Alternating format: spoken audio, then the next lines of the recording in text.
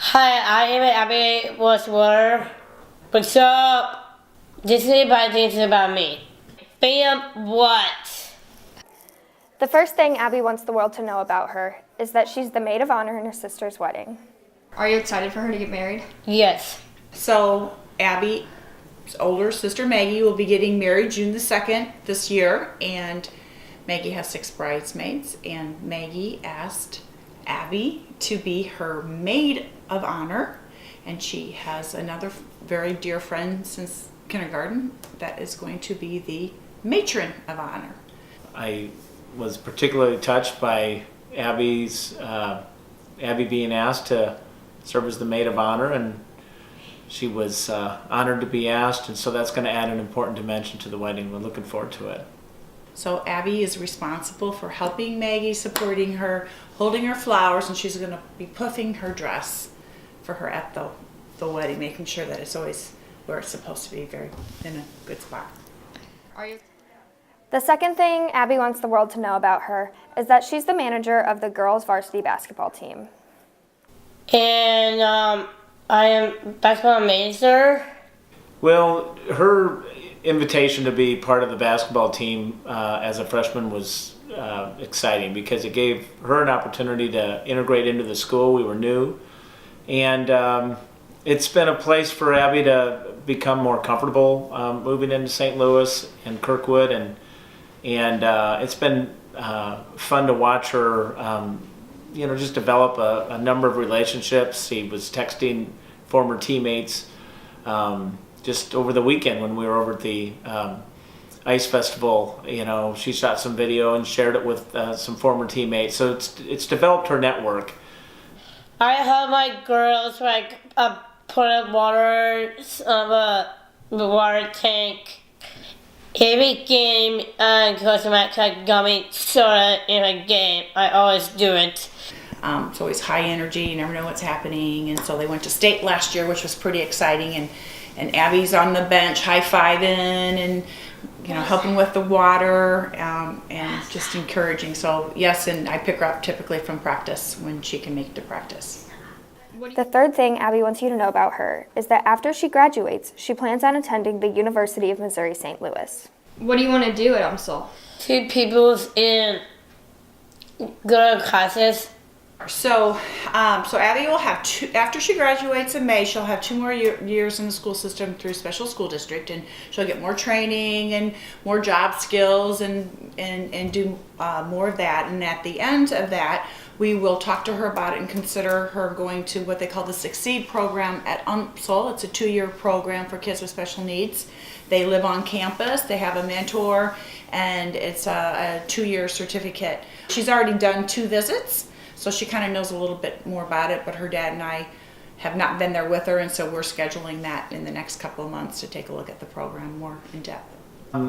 I think part of the benefit of what I think they call the Succeed program at UMSL is helping sort of negotiate that separation between home and her future, living independently, having a full-time job or a more full-time job. So she's had summer jobs already, like a lot of people do in high school. But figuring out that transition for her is a little uncertain. It's a little different, and pathways are kind of unique to the individual. So the UMSL program, I think, gives her an opportunity over the course of 2 years to develop some skills for both interviewing as well as working on a job and job skills workplace. But it also gives her a chance to live alone for the first time, and something that she desperately wants to do. She's eager to move out. This gives her a way to do that with some support, and as she becomes more independent and comfortable with that, we see this as a kind of the gateway and transition for her to live independently somewhere. Well, I hope for Abby's future very much just like my older 2 children, which is to be independent, to be contributors to the community and to their world, to make a difference, to be happy, meet good people, good friends, marriage if she wants that. Those are the things that we hope for Abby. Not a lot different than what our older kids are. It might look a little bit different, but ultimately those same types of goals for Abby. The fourth thing Abby wants you to know about her is that she takes singing lessons once a week.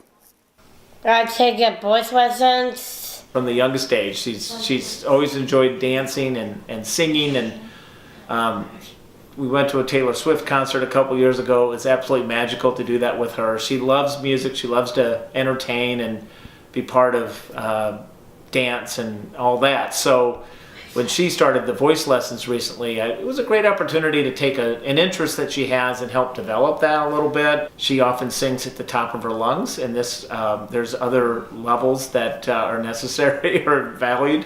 And so she's been experimenting with singing more quietly and so forth. So we want to help her develop things that she already loves into just help her develop that skill set like we all do. And the voice lessons have been, I think, giving her a chance to do that in an area that she appreciates a lot. At first, you're gonna warm up and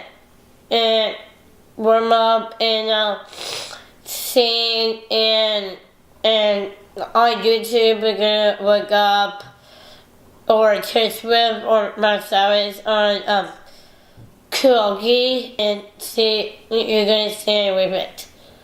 Yeah, Abby's always loved to sing, dance, entertain.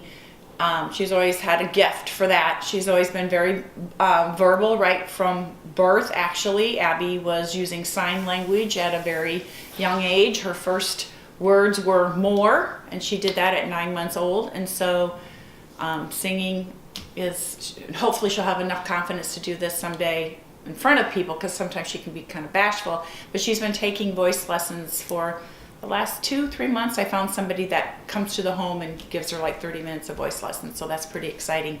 And she's really has learned not to really yell, but really kind of maintain her voice, so it's been a really good experience.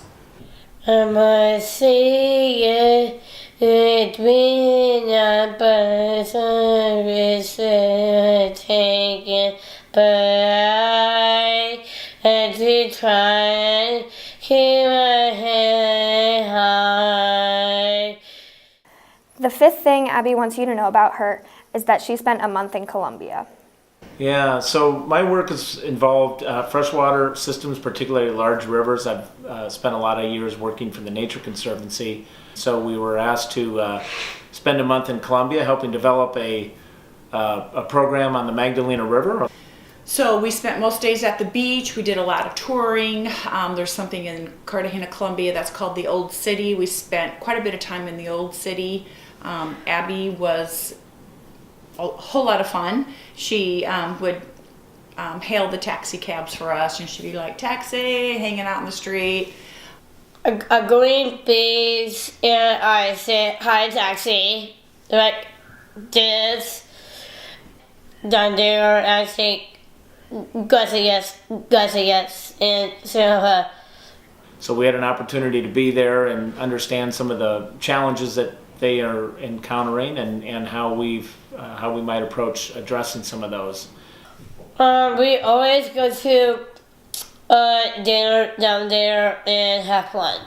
Cartagena, where we lived, was the nicest part, and there was some extreme poverty that we got to witness that was really kind of life-changing, because we're so fortunate here in the United States. We have so much opportunity and resources.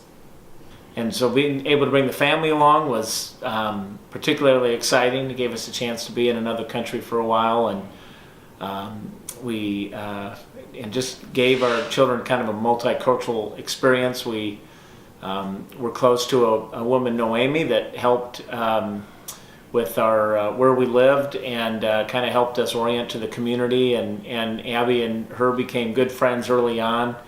It was fun to watch Abby experiment with different foods and really just fall in love with the culture very quickly.